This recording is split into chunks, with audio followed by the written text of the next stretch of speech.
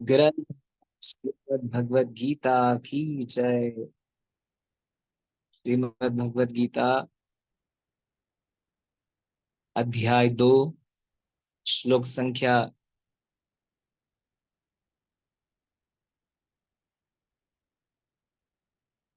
11। श्री भगवानुवाच अशोचानन्वशोचस्त्वम् प्रज्ञावादांश्च भाषसे गतासून्न गतासूंश्च नानुशोचन्ति पंडितः। श्रीभगवानुवाच अशोचानन्वशोचस्त्वम् प्रज्ञावादांश्च भाषसे गतासून्न गतासूंश्च नानुशोचन्ति पंडितः। श्रीभगवानुवाच अशोचानन्वशोचस्त्वम् प्रज्ञावादांश्च भाषसे गतासून्न गतासूंश्च नानुशोचन्ति पंडितः। अनुवाद तथा तात्पर्य श्रील प्रभुपाद द्वारा। श्रील प्रभुपाद की जय।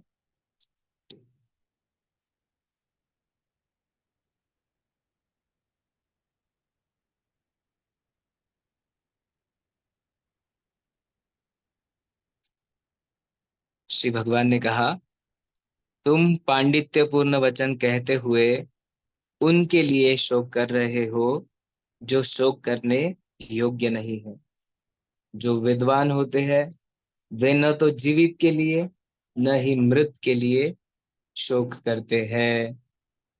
तात्पर्य। हरे कृष्णा।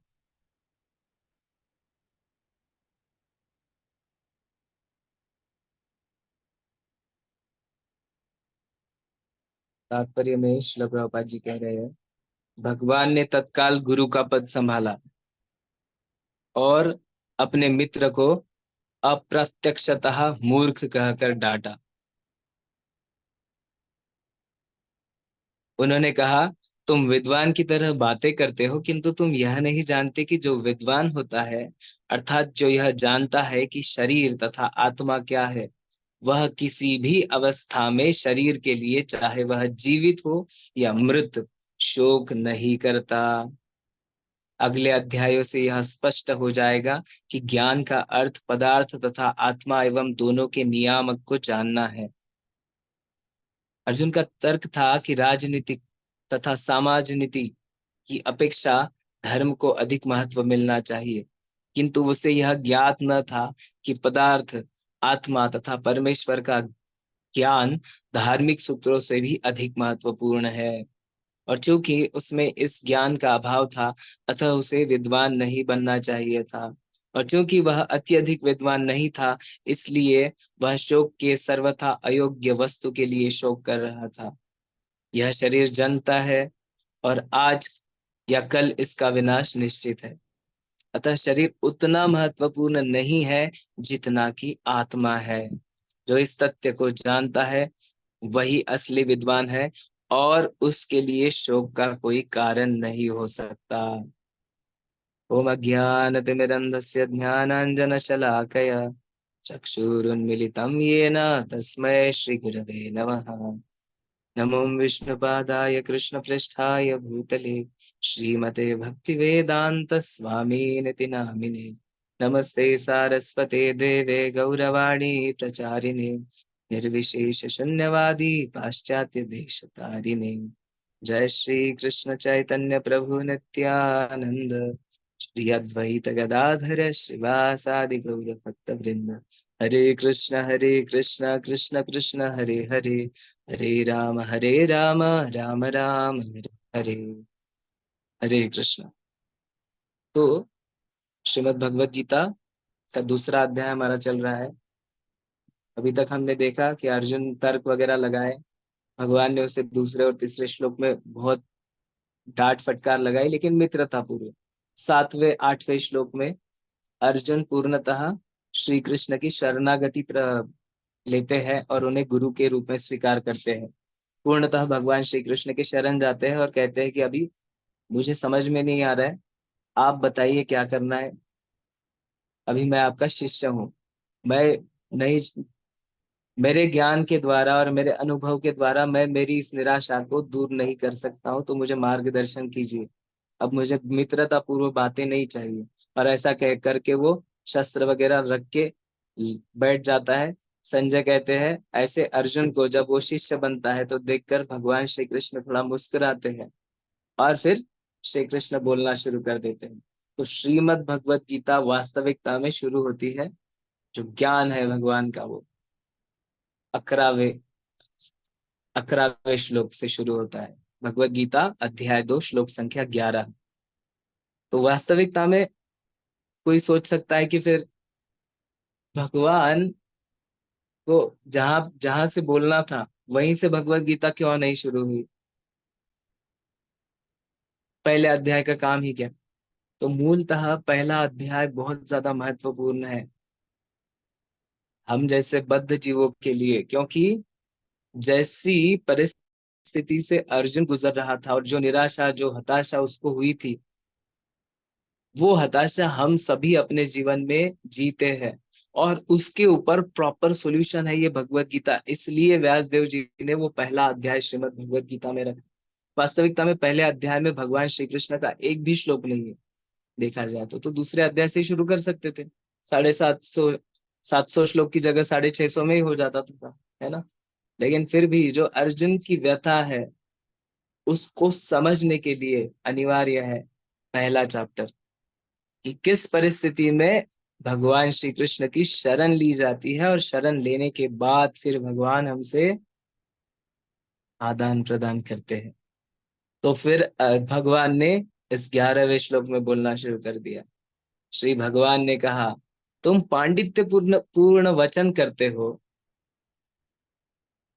हुए उनके लिए शोक कर रहे हो जो शोक करने के योग्य नहीं है। जो विद्वान होते हैं वे न तो जीवित के लिए न ही मृत के लिए शोक करते हैं। अर्जुन सीधा भगवान श्री कृष्ण सीधा अर्जुन को डांट रहे हैं, तुम बड़े पंडित की तरह बातें करते हो, लेकिन वास्तविकता में जो शोक करने के योग्य नहीं है उसके लिए शोक कर रहे हो। आगे भगवान कहते हैं कि जो विद्वान होते हैं वे न तो जीवित के लिए शोक करते हैं और न ही मृत के लिए शोक करते हैं। आगे चल के हम देखेंगे इसका क्या मतलब होता है, जीवित और मृत के लिए शोक नहीं करते। वास्तविकता में श्रील प्रभुपाद जी हमें समझा रहे हैं। हरे कृष्ण, क्या हो रहा है, चेंज क्यों हो रहा है पेजेस।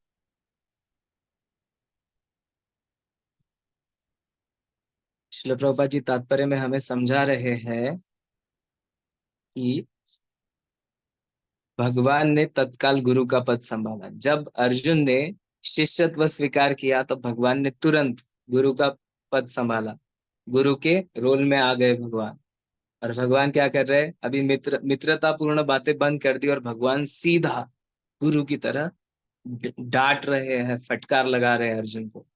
तत्काल भगवान श्री कृष्ण ने गुरु का पद संभाला और अपने मित्र को अप्रत्यक्षतः मूर्ख कहकर डांटा, इनडायरेक्टली मूर्ख ही कहा। बड़े पंडित की तरह बातें करते हो, लेकिन ये वास्तविकता में जो पंडित होते हैं जो ज्ञानी होते हैं वो ऐसे ना जीवित के लिए शोक करते हैं ना मृत के लिए शोक करते हैं।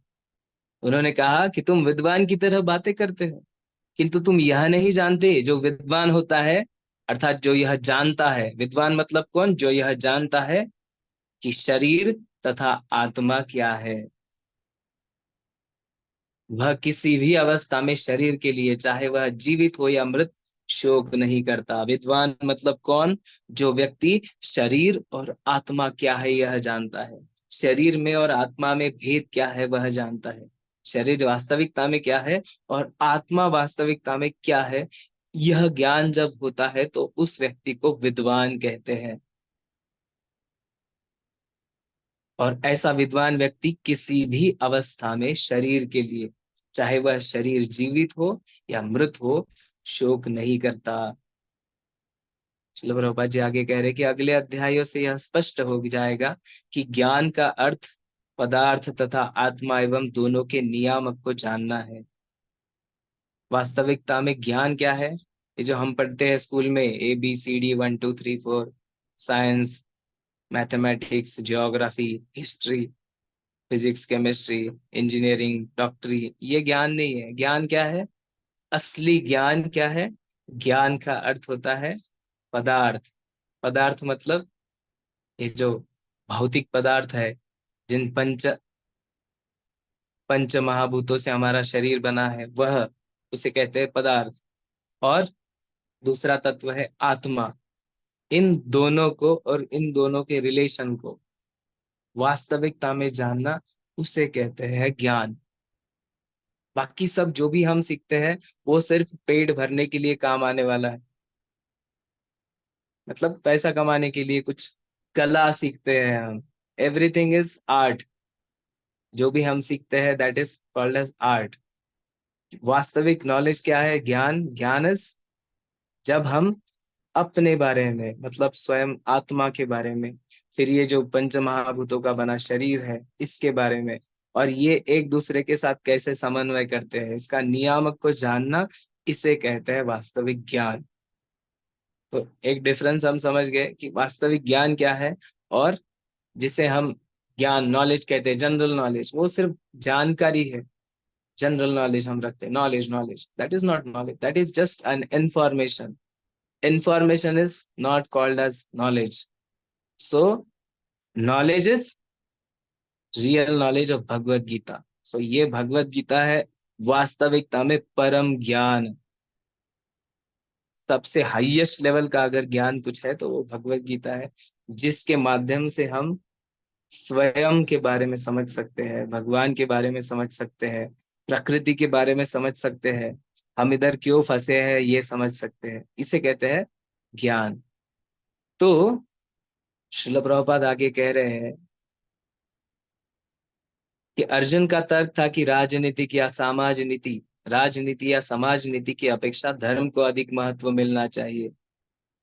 किंतु वह यह किंतु उसे यह ज्ञात न था कि पदार्थ, आत्मा तथा परमेश्वर का ज्ञान धार्मिक सूत्रों से भी अधिक महत्वपूर्ण है। श्रील प्रभुपाद कहते हैं कि अर्जुन तर्क लगा रहे थे कि राजनीति, समाज नीति से ज्यादा धर्म धर्म को महत्व ज्यादा मिलना चाहिए। इसलिए वो देख रहा था कि इनको मारेंगे। उन्होंने तर्क लगाया था ना अर्जुन ने कि सब लोग मारे जाएंगे तो कुल की स्त्रियां दूषित हो जाएंगी, उससे वर्ण संकर, अवांछित संतानें प्राप्त होगी, और ऐसा पूरी सृष्टि में, पूरी समाज में शांति भंग हो जाएगी। तो इसलिए यह युद्ध अच्छा नहीं है, युद्ध नहीं करना चाहिए, ऐसे तर्क लगा रहा था। तो श्रील प्रभुपाद कहते कि अर्जुन का तर्क था कि राजनीति या समाज नीति की अपेक्षा धर्म को अधिक महत्व मिलना चाहिए, लेकिन वह उसे यह ज्ञात नहीं था क्या? पदार्थ, आत्मा और परमेश्वर का ज्ञान धार्मिक सूत्रों से भी अधिक महत्वपूर्ण है। जो धार्मिक सूत्र मतलब हम कुछ परंपरा प्राप्त करते हैं या कुछ विधि विधान करते हैं, कुछ व्रत वैकल्प करते हैं, उससे भी ज्यादा महत्वपूर्ण है क्या? पदार्थ। पदार्थ माने प्रकृति, आत्मा और भगवान, इनका ज्ञान धार्मिक सूत्रों से भी अधिक महत्वपूर्ण है। क्या क्या? प्रकृति, आत्मा और परमेश्वर, इनका ध्यान धार्मिक सूत्रों से भी अधिक महत्वपूर्ण है। और क्योंकि उससे इस ज्ञान का अभाव था, अर्जुन में उस ज्ञान का अभाव था, अतः उसे विद्वान नहीं बनना चाहिए था। श्रील प्रभुपाद कहते हैं कि उसमें इस ज्ञान का अभाव था। आत्मा, परमात्मा और प्रकृति के बारे में जो ज्ञान है उसका अभाव था, इसलिए उसे पांडित्यपूर्ण बातें नहीं करनी चाहिए थी, या उसे इतना विद्वान नहीं बनना चाहिए था तर्क वितर्क लगाने के लिए। और क्योंकि वह अत्यधिक विद्वान नहीं था, इसीलिए वह शोक से के सर्वथा अयोग्य वस्तु के लिए शोक कर रहा। और क्योंकि वह अत्यधिक विद्वान नहीं था, श्रील प्रभुपाद जी कह रहे हैं अत्यधिक विद्वान नहीं था, मतलब ये जो परपट है ना, ये हमारे लिए है। वास्तविकता में अर्जुन भगवान श्री कृष्ण के भक्त है, उन्होंने रोल लिया है ऐसा, ताकि हम जैसे मूर्ख जीवों को यह भगवत गीता का ज्ञान मिल सके। तो ये जो शब्द है ना, ये हमें ये करते हैं कि हम, अर्जुन अत्यधिक विद्वान नहीं था, उसने ऐसा रोल लिया था, इसलिए वह शोक के सर्वथा अयोग्य वस्तु के लिए शोक कर रहा था, जो शोक के लिए योग्य वस्तु ही नहीं है, शरीर। वो शरीरों को देख के शोक कर रहा था, अपने सगे संबंधियों के। तो यह शरीर, श्रील प्रभुपाद कहते हैं कि शरीर शोक करने योग्य है ही नहीं। वास्तविकता में यह शरीर जन्मता है, यह शरीर जन्मता है, और आज या कल कभी ना कभी इसका विनाश निश्चित है, मृत्यु इसका अटल है। किसका? शरीर का। यह शरीर जन्मता है और यह शरीर मरता है, चाहे कितना भी प्रोग्रेस क्यों ना करे मेडिकल साइंस, किसी को भी मृत्यु से नहीं रोक सकता, किसी को भी नहीं। चाहे कितना भी इकोनॉमिक डेवलपमेंट हो जाए जग में, कोई भी मृत्यु से नहीं बच सकता। तो यह कोई भी कौन है? शरीर। शरीर जन्मता है, शरीर मरता है। शरीर उतना महत्वपूर्ण नहीं है जितनी की आत्मा है, श्रील प्रभुपाद जी कहते हैं। इसलिए शरीर इतना महत्वपूर्ण नहीं है जितनी की आत्मा है। जो इस तथ्य को जानता है वही असली विद्वान है, और उसके लिए शोक का कोई कारण नहीं हो सकता। जो इस तथ्य को जानता है, वास्तविकता में आत्मा क्या है, शरीर क्या है, इस शरीर में हम बंधे हुए हैं, लेकिन हम वास्तविकता में आत्मा है। आत्मा का कभी जन्म नहीं होता, कभी मृत्यु नहीं होती। तो सब आगे ये दूसरे अध्याय में हम एक एक श्लोका के बाद पढ़ेंगे। कितना एम्फेसिस कर रहे हैं भगवान इस ज्ञान को। शुरुआत ही कर दी कौन से ज्ञान से? भगवत गीता कंप्लीट साइंस है, पूर्ण नॉलेज। लेकिन शुरू कहाँ से हुआ? शरीर और आत्मा का भेद, जो सबसे महत्वपूर्ण विषय है हमें अपने जीवन में समझने के लिए, और यही जीवन का मूल लक्ष्य है। इसलिए शुरुआत कहाँ से हुई? शरीर और आत्मा में भेद, आत्मा तत्व क्या है यह जानना। ठीक है, तो टाइम होगा तो दूसरा श्लोक देखेंगे। नहीं, उसका परपट थोड़ा बड़ा है, तो हम कल देखेंगे 12वां श्लोक। तो किसी का कोई प्रश्न है तो पूछ सकते हैं।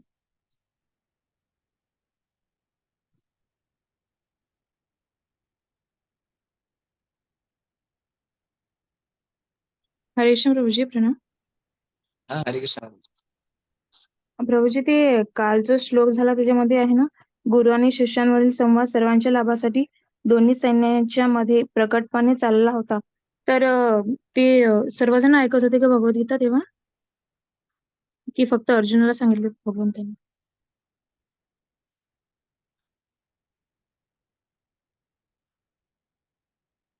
हरे कृष्ण. परपट मध्ये की तो संवाद आज पण चालू आहे। आता हे बुक्सच्या फॉर्म मध्ये अर्जुन आणि श्रीकृष्णांचा संवाद आज पण सर्वांच्या कल्याणासाठी काम करत आहे। आता आज पण आपण वाचतोय ना, तोच संवाद तो सर्वांच्या कल्याणासाठी आहे। जो तिथे प्रेझेंट होता, जो तिथे प्रेझेंट नव्हता, अजून 5,000 वर्षांनंतर पण आपण तो संवाद आपल्याला आपल्या जीवनात उतरवू शकतो। आणि आपल्याला माहिती आहे की श्रीमद भगवत गीता जगात सगळ्यात जास्त पॉप्युलर असलेला कुठलाही ग्रंथ आहे। हम्म. तो उद्देश आहे प्रभुपादांचा सांगण्यामध्ये। अच्छा, थँक्यू प्रभूजी. हरे कृष्ण. हरे कृष्ण। अजून कोणाचा प्रश्न आहे?